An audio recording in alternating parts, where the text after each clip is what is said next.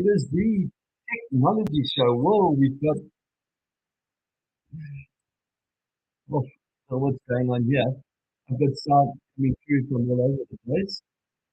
Let's just mute that.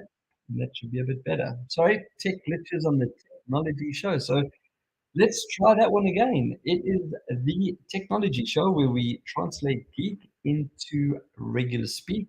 I'm Brett Levy. I'm your host this week. So let's get into the show with, let's bring some slides up like we normally do. For those of you who are listening, don't worry, I will definitely tell you what's on the screen. So in Things with a Z this week. Now, a few shows back, I reviewed the Speak 255 from Jabra, which was that fun, it's floating around there somewhere, the speaker base. And as I said then, and I always do, Jabra is definitely one of my favorite audio brands.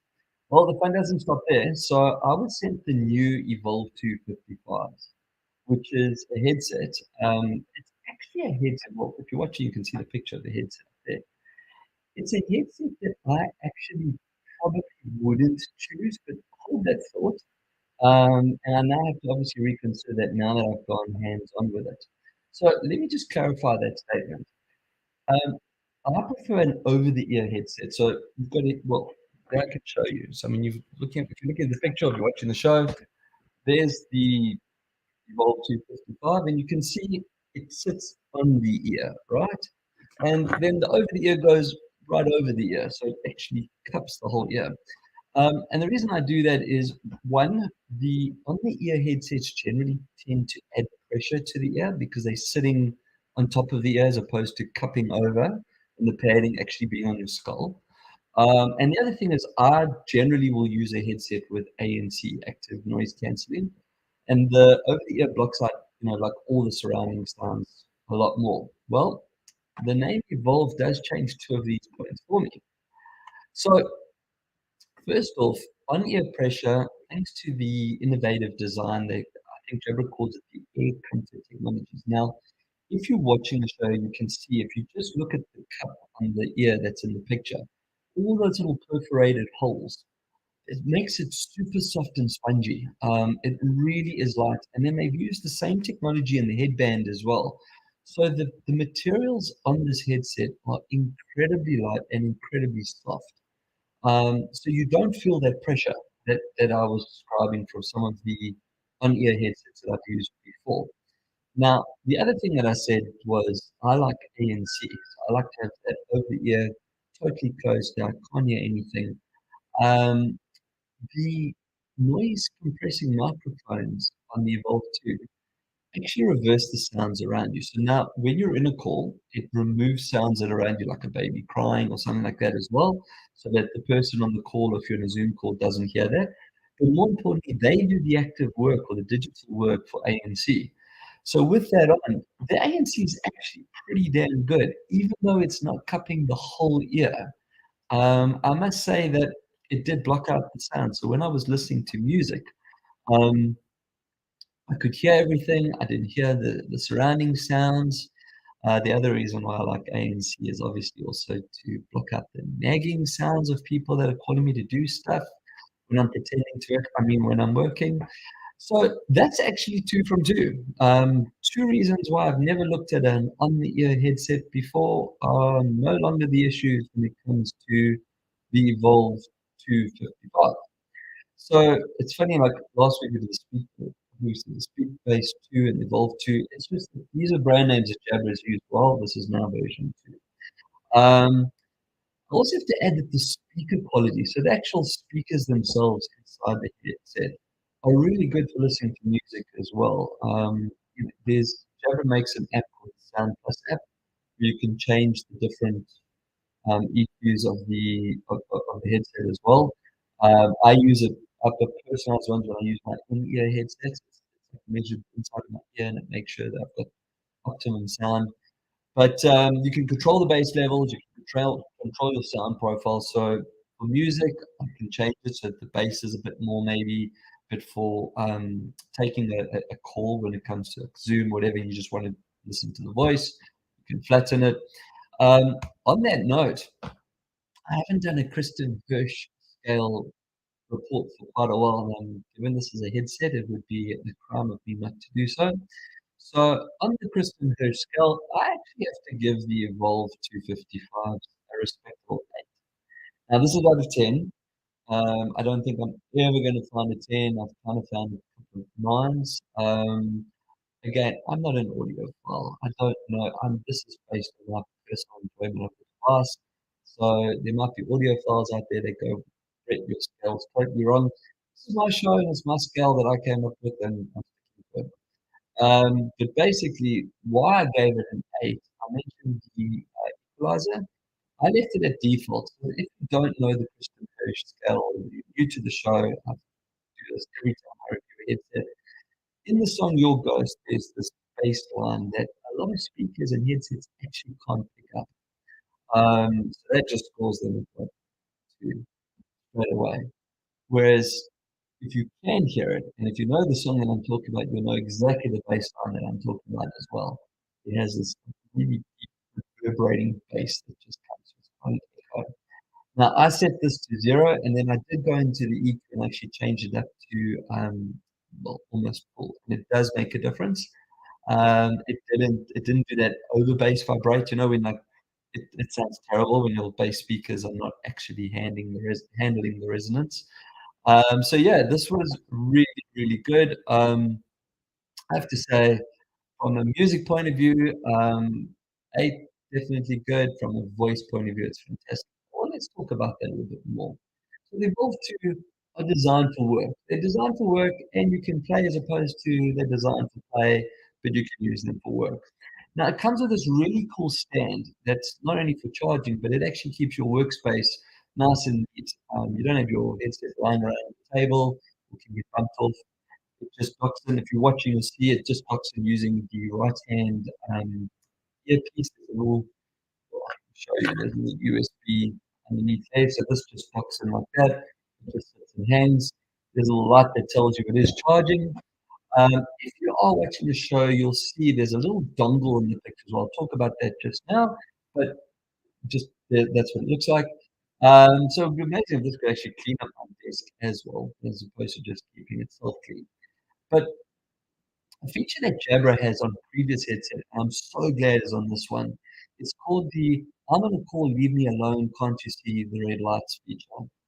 I don't think they call it, I think they just call it busy light, but that's my definition. You know, when you go into a radio station or broadcast facility, it's got the on air, and it's always like a little red box that lights up. Well, that's what this does as well. There's little red lights that are on the back of the headset and on the front of the headset that when you're on a call, they actually light up red. Now, why this is important is um, I work from home. I'm sitting there. I might be on the call, but I might be listening. It's a very rare occurrence that I'm not actually talking. So someone might come up to you and go, "Hey, Brett," but I'm on a call. So even if I'm not talking, the fact that you can see these red lights, you know that I'm on a call. So it does take a bit of training. You do have to train the people in your environment that if you see red, it means stop. Don't even approach me. Just leave me alone. I'm on the call. The fact that the lights at the back light up as well means that you don't even have to see that there's someone behind you, so you don't get distracted. They can see it from a fair distance away. Everyone's happy. It also has a boom arm mic. So if you're looking at watching the show, you'll see that there it is down. Great feature. When it's down, you're talking, you flick it up, it just mutes, and there's audio confirmation as well. So it says muted or unmuted as you move it up and down, which is great because obviously, and I've even featured products to try and help combat that as well. I think a lot of us have made the mistake where we thought we were on mute, but we weren't. So now, even if you don't hear the audio, if you flip the boom mic up, you're on mute. Just that's what it is. You don't need to do anything else. So, yeah, that's, I mean, as I said, for me, the busy lights are fantastic. Now, although the Volve 255s are Bluetooth ready and multi-device capable, we've spoken about this before. Multi-device means they can be connected to 2 devices simultaneously. They can actually be paired with up to 8 different devices. So, I mean, how would be just 8 devices that I would use? Be that as it may, you can use 2 of those 8 at the same time. So you can connect to 2 devices simultaneously. but it does come with this little USB-A or USB-C adapter. Please have a look at the box if you're ordering a pair, just to make sure that you get the adapter that you want or need. So, for example, if you're on any of the new MacBooks, there is no USB-A port anymore, so you'd probably want to go for the USB-C. The USB-A, however, is probably more versatile because you could then still get a little adapter, something like that, and you could always put that into your Mac directly or go into a hub on your Mac. But the USB-A also allows you to use it on, gaming machines or older computers, things like that. So I mentioned the adapter because what that actually does is it lets you take the Evolve straight out the box, put the adapter into your device, and you are paired. No Bluetooth, no settings, no nothing. It's a dedicated connection. Jump on a call and you're ready to go. It also then has the Jabra Link app. You can go in there and update the software via the connector, ensure that you have the latest firmware. I speak about this all the time, and I cannot hit home enough how important it is for digital devices to have the latest firmware and the latest software. Now, this is not just because you want to update your device, you need to update your device. Bugs occur, vulnerabilities occur, there's all kinds of things that occur in hardware and software relationships. So as soon as there's an update on any of your devices, not just your Evolve2, please update. Now the Jabra link takes care of that for you. You go in there, it shows you there's an available update, you click the button, it does the update and seamless. Last but not least, let's talk about battery life. There's an incredible 10 hours talk time, and that's with ANC and busy lights on. See, they call it busy light on. I was looking at my notes for that one. Not the I'm on a call, please leave it alone. Can't you see the red light? So 10 hours with ANC and busy lights on, 18 hours with them off. So if you're only making a couple of calls, or even if you don't need ANC, not everyone likes to be in that total locked out mode like I do. But listening to music, you might prefer ANC.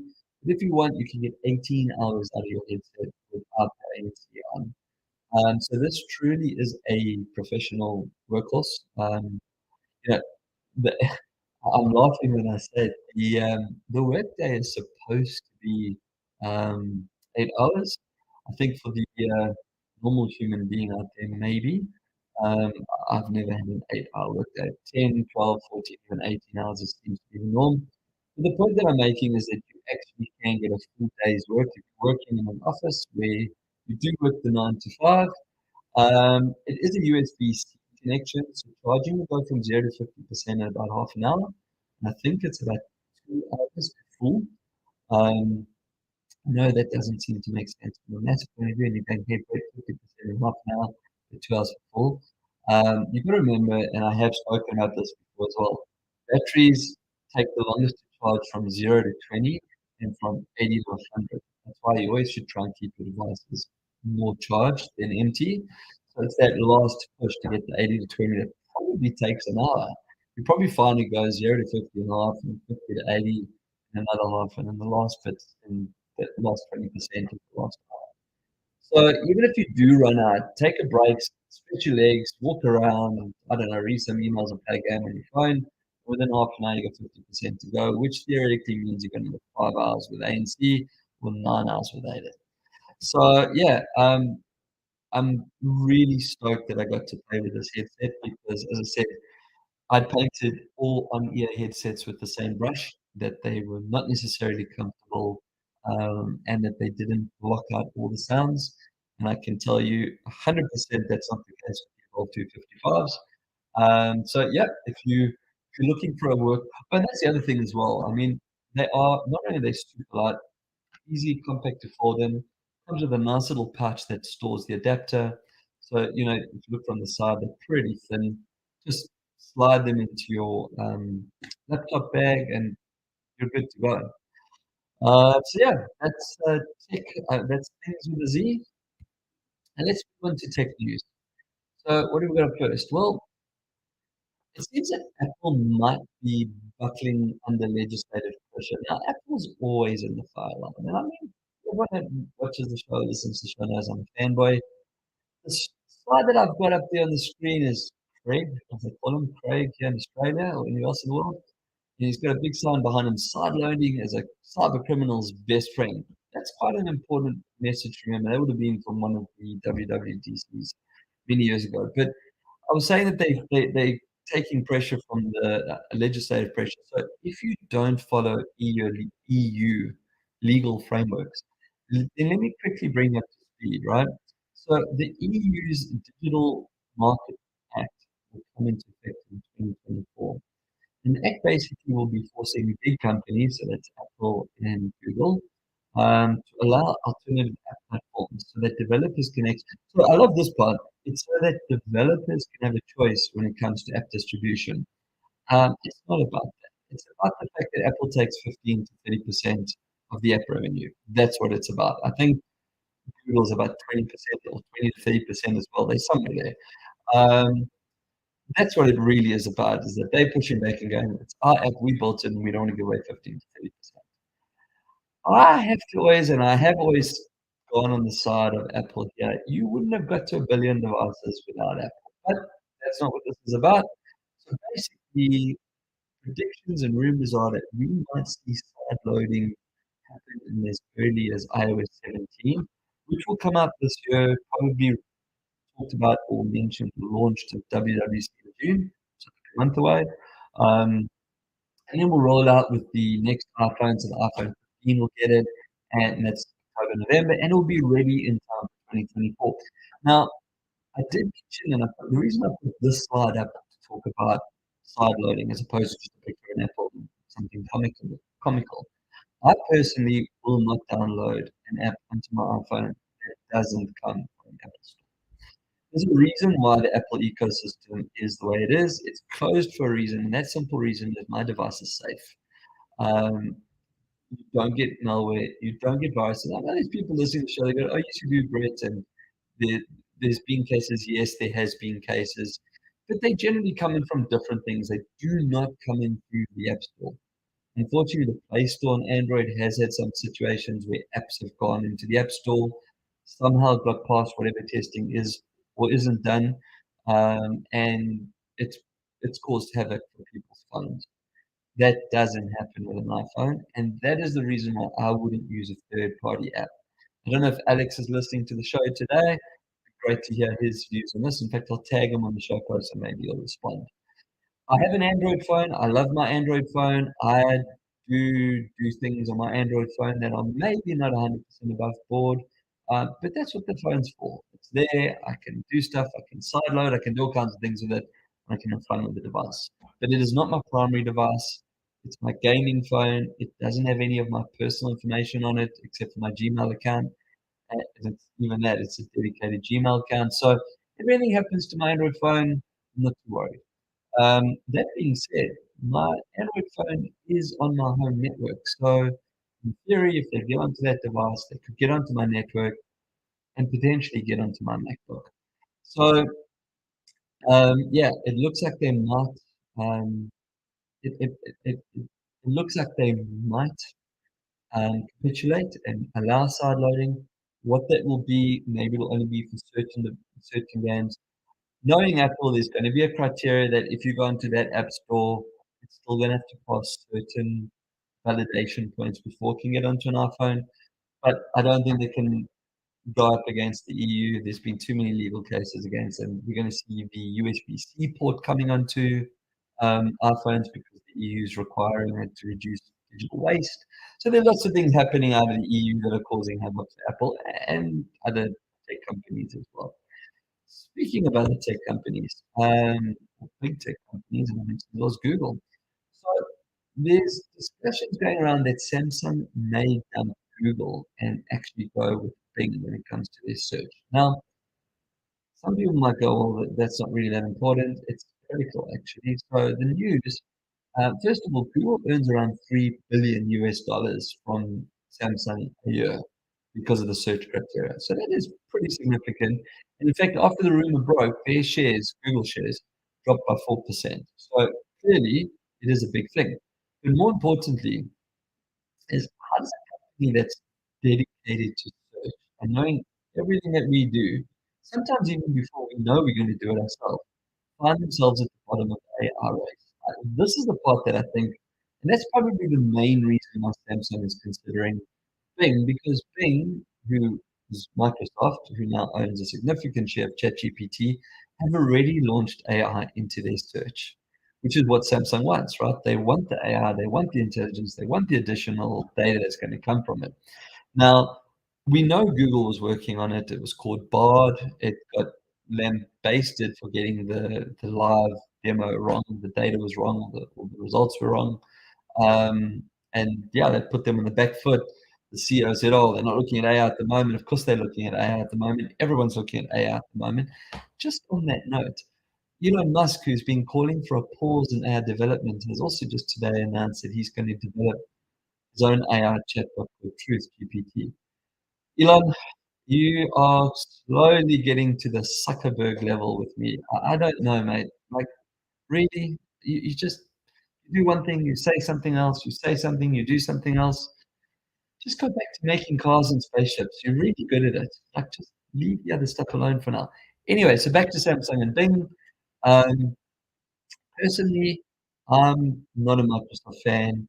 I'm never going to use Bing in search or anything else, even if it has AI. Um, It'll be very interesting to see how this plays out. And we'd probably see something like normally the Galaxy range always launches before the iPhone range, like to make sure they get their market share and some sales. So I don't know what number we're on. I think it's like 22 at the moment. So it's Galaxy 23 will be coming out. But yeah, it'll be very interesting to see what happens there. And if that happens, Google's going to have to do something really quick and soon. Right. So an interesting report from a company called F5 was released. They're a cybersecurity provider. The report shows that Aussies are actually unwilling to buy from companies post data leak. Now, if you listen to shows somewhere around the world, you might not follow Australian news, but I'm sure it's the same in your country as well. But we had a spate of data leaks, like just one after the other, and then companies having a go at a competitor because their data leaked, they then got attacked. I mean, it was like the last quarter of last year, it was just every day another major company was announcing a data leak. Now, the report shows that a majority of the consumers, majority, are unwilling to continue buying from the company involved, and most are not comfortable with companies that track them. Now, that's not new, but they also felt that consent should be sought after before selling their data to third parties. And we've just spoken about Google, we've just spoken about search and knowing things about you before even you know it about yourself. Just on that point, I'm going to have to say that the chances are that they probably did, in the terms and conditions, get everyone to let you know that they are going to sell your data. Most people, myself included, don't read terms and conditions. We just scroll, scroll, scroll. And in fact, if you look at some of the latest terms and conditions, you can't actually just accept it. You have to scroll through it um, before you can accept. So if you just scroll through the T's and C's and then click, you are probably giving permission for your data to be sold, for yourself to be tracked, and all the things that you're moaning about. But be that as it may, it doesn't make it right or wrong. I mean, the T's and C's are really convoluted and probably will go under review if the EU gets their way. But you've got to remember, though, that if you get something for free, you are the product. The product or the software is not the product. You are the product. You've got to give them something back. So if you don't want your data to be handed around like a keg at a fraternity party, then don't use free software. Generally, and hold on before you even go that way, there are software vendors out there that charge you for their software and still sell your data. But in the terms and conditions, you would then be able to see that and actually push back on it or choose another vendor. If you use it something for free, like Google, um, you are the product, not Google. Right. Well, this is the last bit of tech news that I have, and it's maybe a nice segue into Are You Game? But it was announced, I think, today or last night that Sega is buying Rovio. They're the makers of Angry Birds.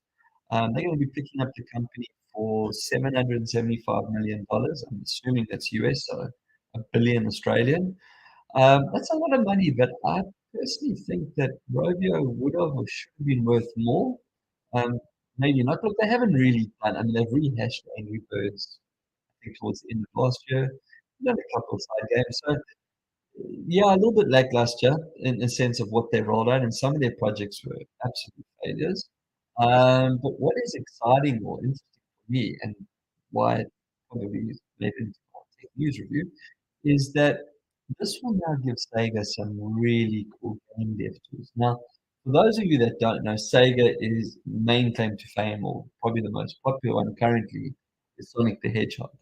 And as a franchise, it's up there with the Mario Brothers and everything else. It's got movies, it's got games, it's got merch.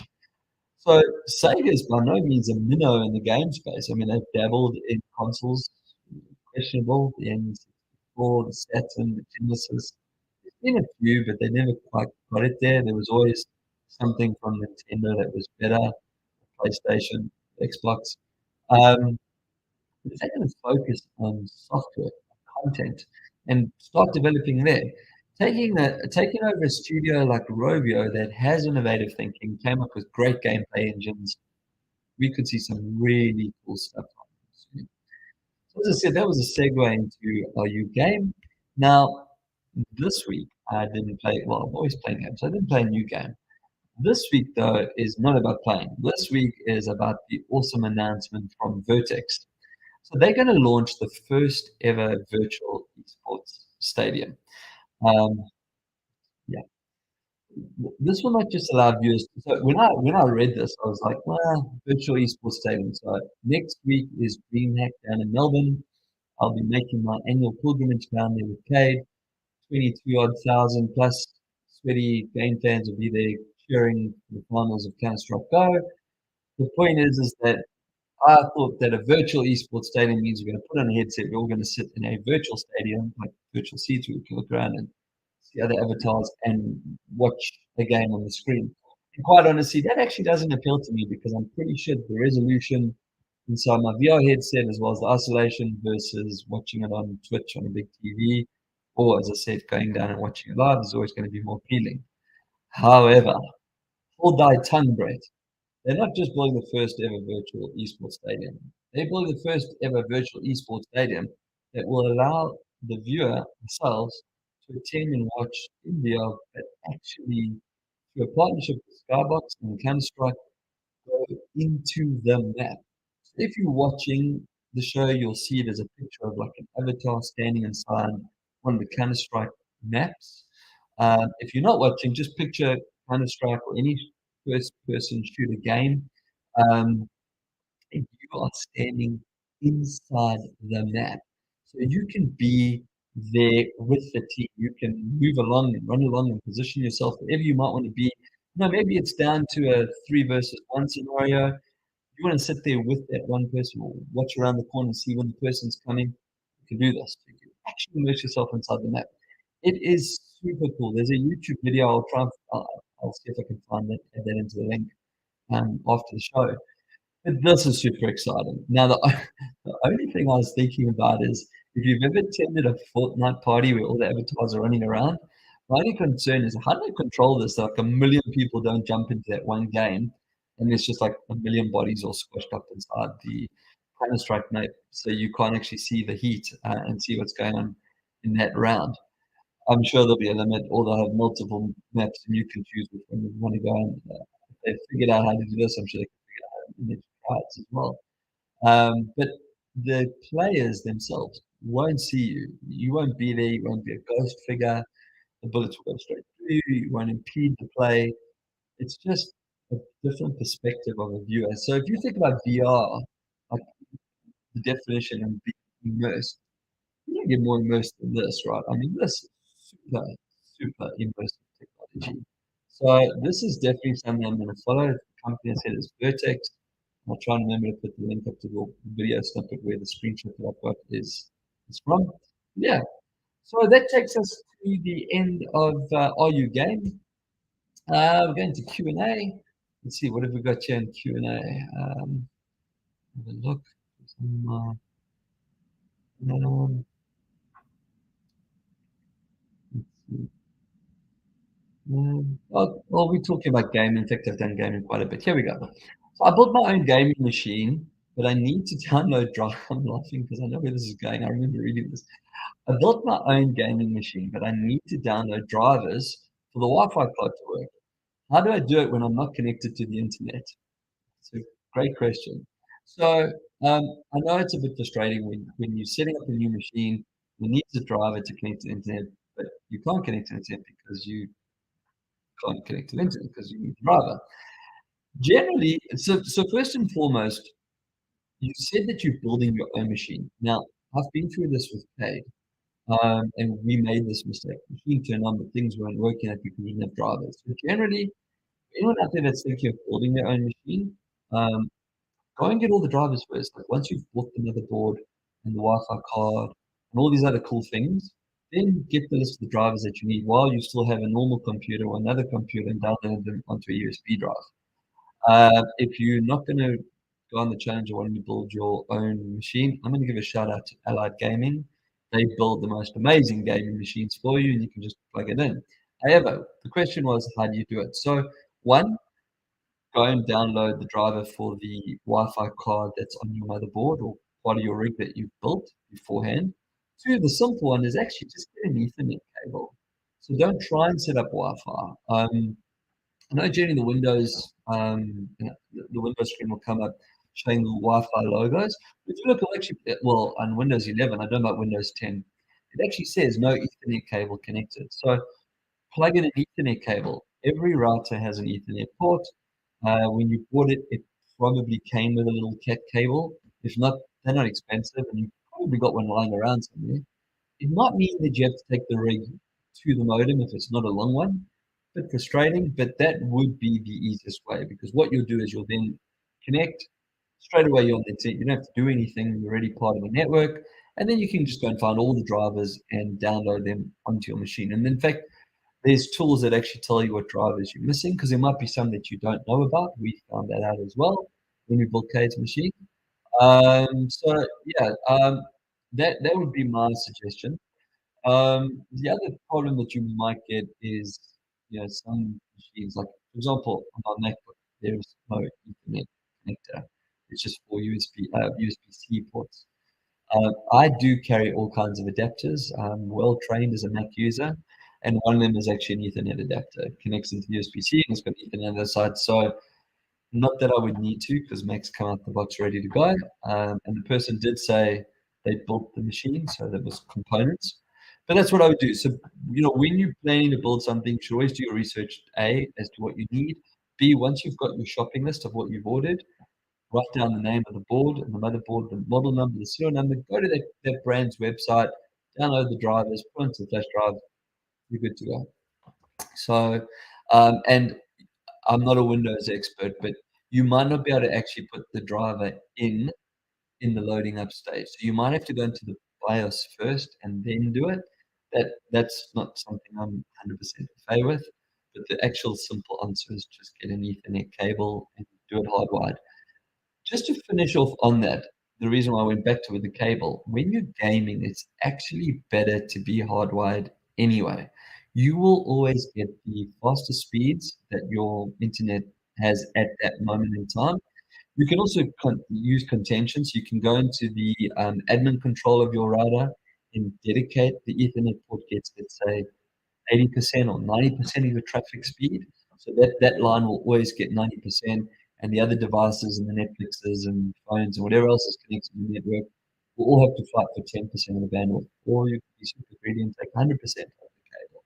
So when you're gaming, no one else can do anything on your Wi-Fi network. Okay, you're not doing that at home. But yeah, so that's another reason to actually use a dedicated port. So that brings us to the end of the show.